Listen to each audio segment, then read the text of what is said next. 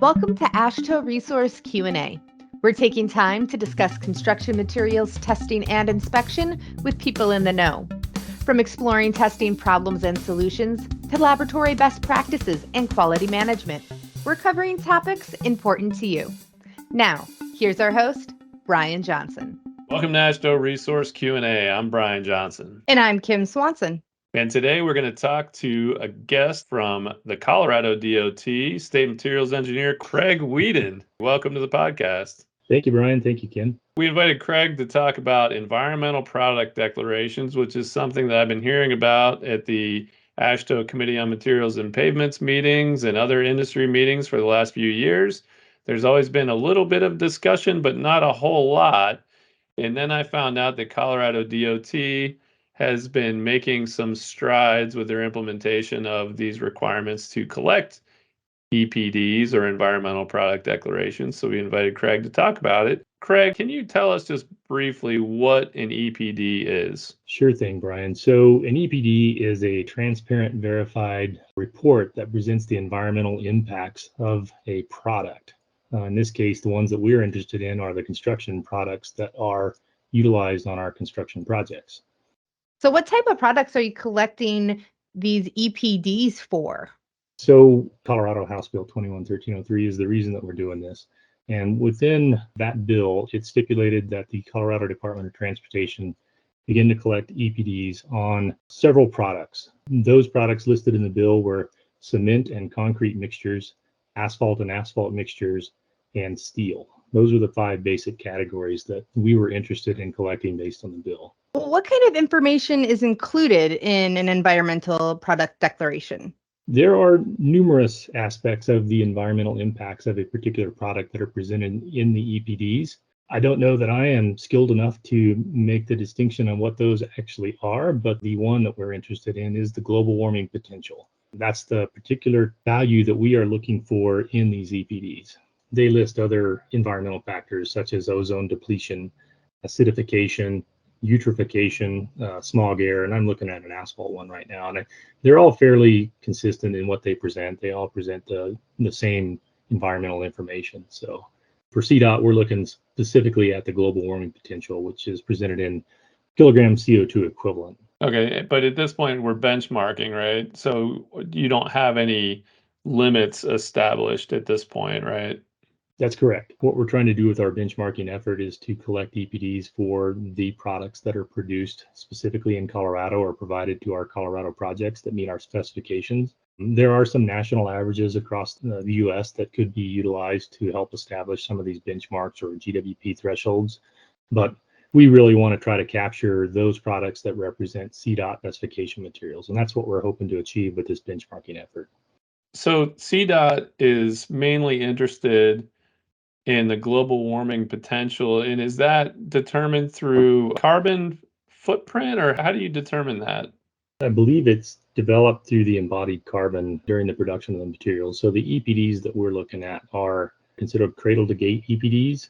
So they're not looking at the full use life cycle analysis of the particular product, how long you put it down, the use phase, how long it lasts, etc.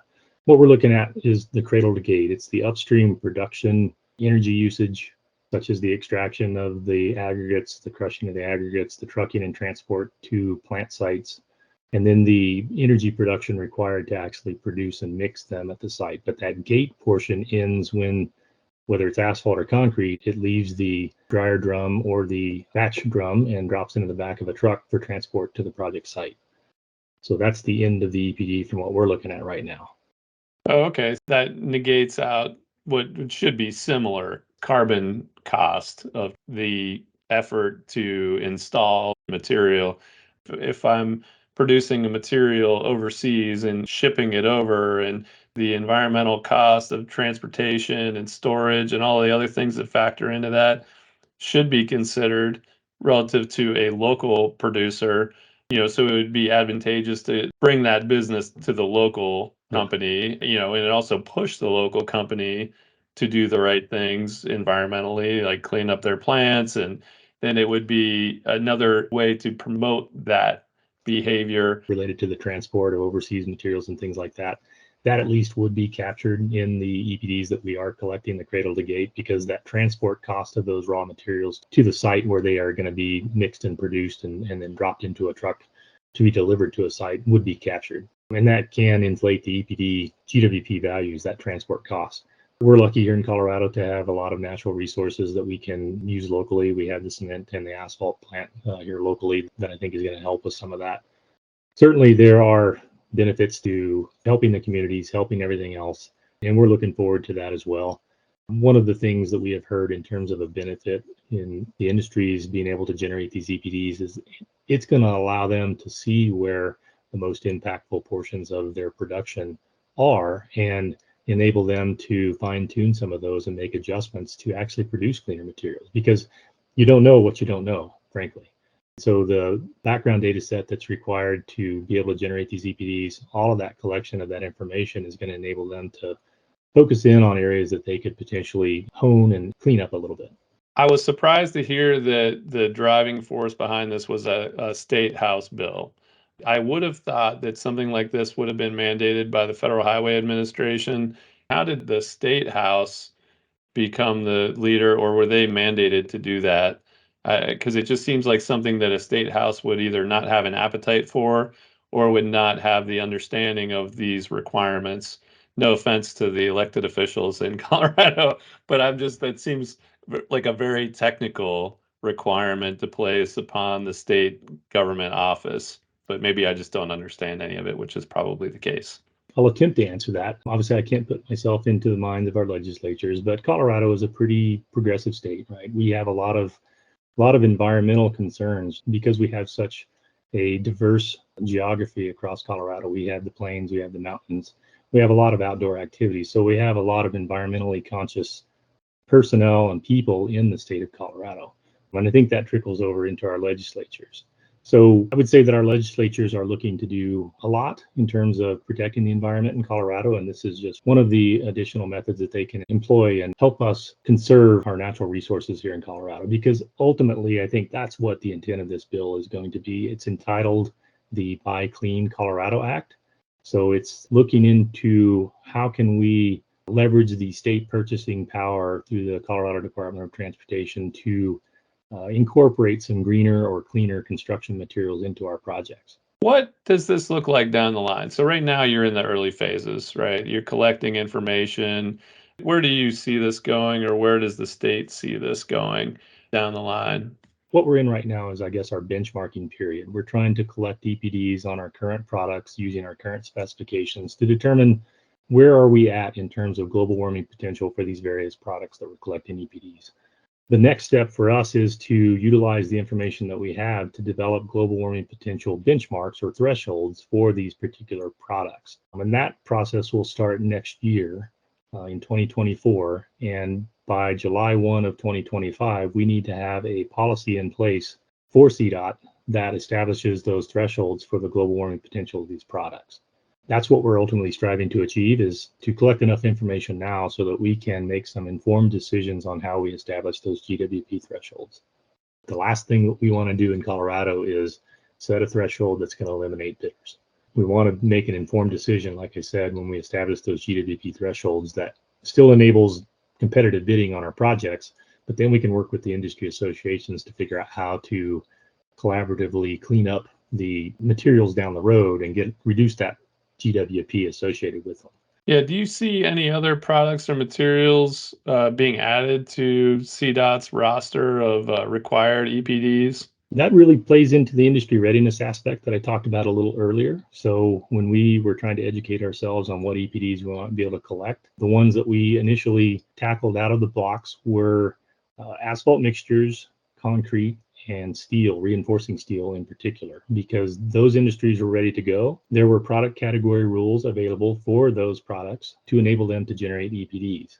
And so July 1 of 2022, projects advertised after that date, we began to require EPDs for asphalt mixtures, concrete, and reinforcing steel on those projects. We continued to engage with industries in the off season, so after July 1 of 2022, throughout the remainder of that year and early into 2023, we worked to see what other industries we could bring on board, but still working on alignment of those products, our bid products, that aligned with the bill products.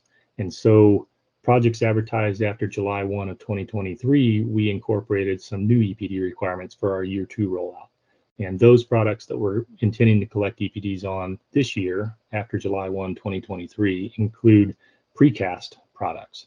So whether it's precast underground or precast pre-stressed elements for our bridges, we're requiring EPDs on those products now. In addition to that, we have structural steel that we have brought on board as well. And there's some product categories that I'm kind of wondering about right now, and people that I know in those industries don't get mad at me for asking this, but I noticed you didn't say plastic pipe.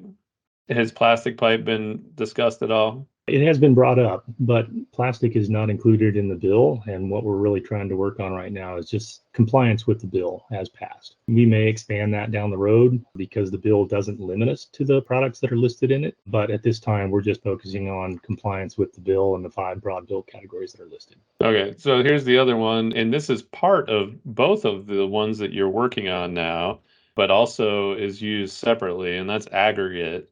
So I would assume that aggregate is factored into the overall EPD for asphalt mixtures and for concrete. But is it a separate category for use as a sub-base material or any of the other uses that aggregate has outside of being mixed with asphalt binder or cement? It certainly could be. We're not currently looking at it as a separate standalone product at this time. You are correct that the aggregate extraction, crushing, all of that preparation aspect goes into the development of an EPD for the asphalt mixture or a concrete mixture. It'd be interesting to see where that goes. I did read a little bit about this, and it sounds like the producers are the ones who are responsible for determining what these values are. Is that correct, or did I misunderstand that? It is the materials producer that is responsible for generating the EPD because they have the in-depth knowledge to be able to populate the background information that's required to generate the information in the EPD. Generally, these EPDs that the producers are developing are governed by a product category rule, and those are ran by a program operator. And the example I can give is for asphalt mixtures, the program operator is NAPA, the National Asphalt Pavement Association. And they have developed a tool that will enable asphalt mix producers to generate EPDs by the use of that tool. Another example of a program operator is the National Ready Mix Concrete Association, who administers the PCR for concrete. Oh, that's interesting. When you said program operator, I was immediately thinking about a Federal Highway Administration representative that is kind of a master controller of these individual products. But it's kind of interesting to hear that the Association of the Producers is the controller for that. So I guess that at least gives you some consistency across the manufactured product industry to rely on. But I'm a skeptic of a lot of things, and putting that number in the hands of the producer does seem like it presents a little bit of a risk as far as, will they inflate or deflate the value depending on what you're looking for to promote their product over a different product. So the NAPA Emerald Green Eco Label tool was developed for their members and non-members even, which ensures that consistency. The concrete industry, they list 3 different approved consultants that can generate EPDs for them. They didn't develop a standardized tool, but each of those 3 consultants can develop EPDs. The EPDs, one of the beauties of them is that they have to be third-party verified. So the inputs that go into them have to be checked by a third party before they are published on the respective program operator website. In terms of the data that goes in and out, that's really the governing aspect behind it. Colorado is an interesting state because you do produce cement in the state and you do produce asphalt in the state. Not all states can say that, right? Has that helped with the communication, having those producers in your state, or does it not matter? It's more of a national perspective. I mean, we've had some individual outreach with some of those cement manufacturers here in Colorado. We've had some individual outreach with the asphalt producers in Colorado. We've engaged with them and emphasized the importance of them developing an EPD for their cement and for their asphalt binder specifically. Right now, I believe 2 of the 3 cement manufacturers in Colorado, one has an EPD, one is actively developing an EPD, and the other should be developed shortly. So the cement manufacturers in Colorado have heard us. They're on board. They're developing EPDs for their products, which is going to help greatly with the granularity that we're looking for in terms of the EPDs that are generated for concrete, because cement is one of the primary drivers of global warming potential in the concrete mixture. For the asphalt side of the house, there's a little bit of work yet to be done. The Napa Emerald Green Eco-Label tool that enables the generation of EPDs right now only has 4 generic binder types in it that are used to generate the EPD value for specific mixtures. We were concerned about that, and the Asphalt Institute has stepped up and they have decided to become the program operator for a new asphalt binder product category rule. And so there's a PCR committee that has been headed up at this point and is in process of developing a product category rule for asphalt binders. I believe that will help with some more of the granularity related to asphalt mixtures when we get down that phase. So in terms of what we're seeing right now, all of the EPDs are generated based on those 4 base binders that are available in the Napa tool. And at some point, we expect that there will be a lot more granularity, a lot more specificity in the asphalt binder background data set that generates those EPDs. Interesting. Kim, do you have any other questions about EPDs at this point? As you were talking, I was wondering if it's an additional cost to the producers or the people submitting this to gain the EPD. Is it an additional expense to get this that you're putting on producers and contractors in Colorado? There is, and we had discussions early on about how we were going to try to accommodate that cost. And some of the cost dollar amounts that we heard were, $2,000 to $3,000 up to $30,000 to generate an EPD. So, for a smaller company, that could be a pretty significant hit. We discussed it. We made the decision that we weren't going to compensate for it. It's just going to be business as usual in Colorado moving forward. And so each and every material supplier is treated equally. They're all responsible for developing the EPDs. And then we figure that cost is going to be passed on through us.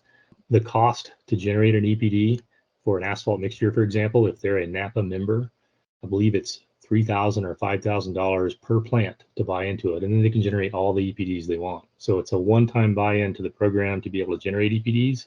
Not a big dollar item. When you factor that out over a 50,000 ton job, it's pretty much a wash. Where there is some additional cost is the plant personnel and the company personnel who are pulling together that background information to be able to generate the EPD, because they have to have a full year's usage of energy details and things like that goes into that background. But cost-wise, it's not as much as we thought it was going to be. And then especially the Napa tool, it's a one-time buy-in. The Ready Mix Concrete Association, like I said, they have 3 different consultants that they listed that could generate EPDs in accordance with their product category rule. And I think each of those 3 consultants has a similar type of tool that once they engage with a manufacturer on, then they work to develop a specific tool for that manufacturer that then enables them to generate EPDs based on different inputs. So it's not that big of a deal in terms of cost-wise, in my opinion, from the materials perspective. And when you factor it out, like I said, over the million tons of asphalt that we pay for in a year, it's pretty minor. But we are watching the bid prices to see if there's any discernible difference. But frankly, with the inflation that we've been seeing, I think that has overwhelmed any potential cost increase that we have seen related to EPDs. And what are you hearing from the industry about these new requirements? What are some of their concerns? A lot of industry concern that we have had is that we utilize these EPDs and the global warming potentials to play off asphalt against concrete. We're not actually planning on doing that. We can't do that because the end product is not the same, right? So you can't compare an EPD for an asphalt mixture to an EPD for a concrete because it doesn't have the same purpose.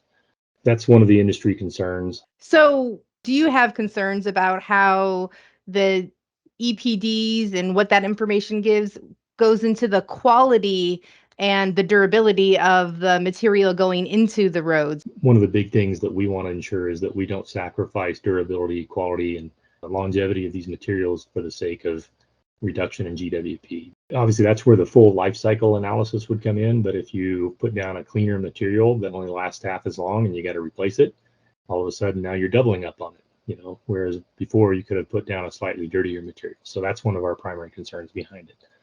So you mentioned the House bill in Colorado that kind of mandated that Colorado DOT do that, and that was passed in 2021.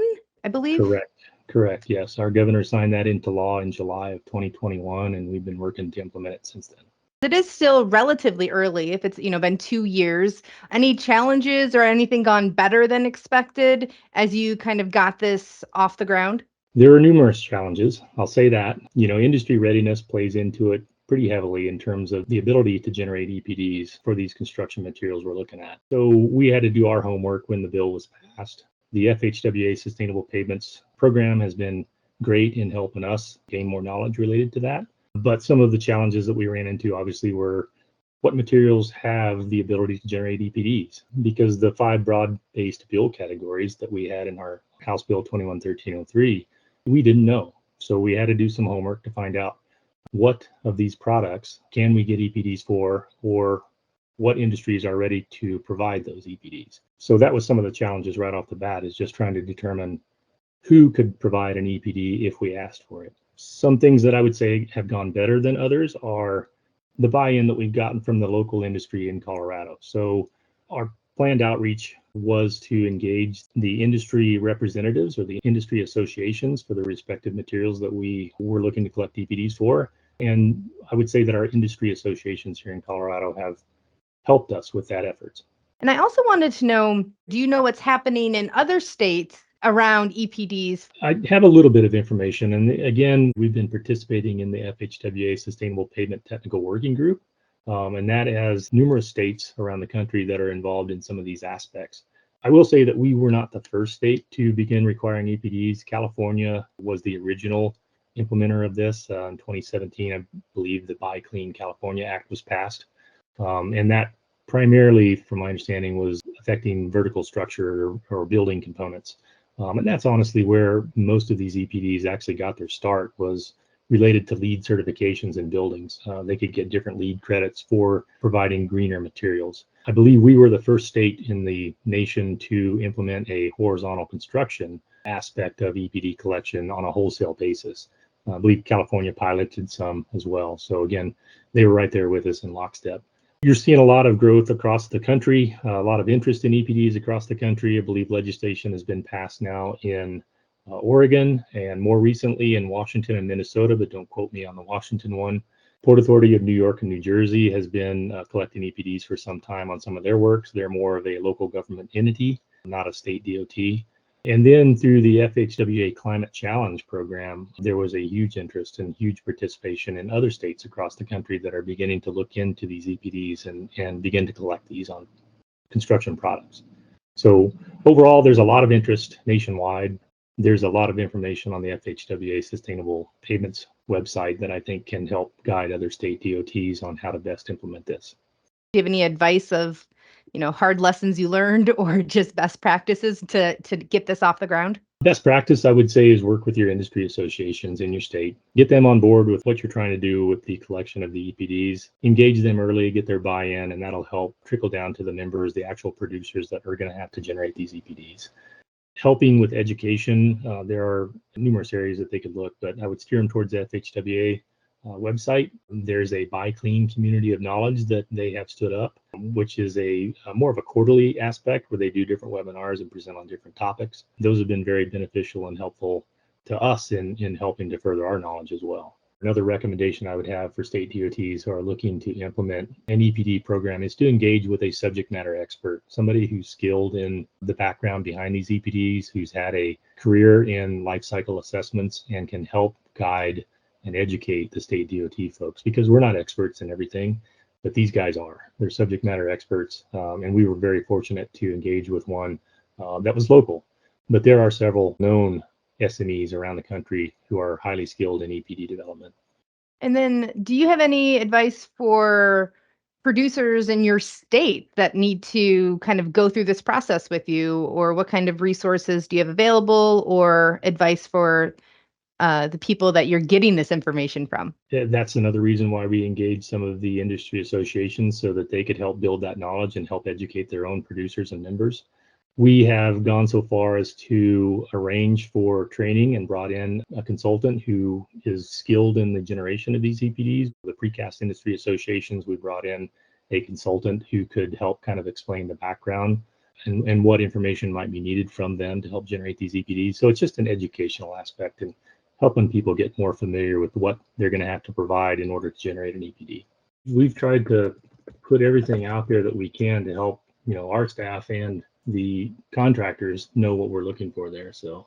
And I will say that the Colorado DOT's website, you sent us a link, we'll put it in the show notes as well, has a ton of information. I mean, just in this conversation, I've learned so much from reviewing that website. So we'll share that in the show notes for everybody. But those are kind of my pressing thoughts and questions. Well, I don't have any other questions about EPDs for you, Craig. Thank you so much for your time today, and good luck developing all these benchmarks and progressing as you learn more about, I guess, what the environmental impacts are going to be on this ultimately. Well, sounds good, and I appreciate you having me on the podcast to discuss EPDs and Colorado's efforts to date. I really appreciate it.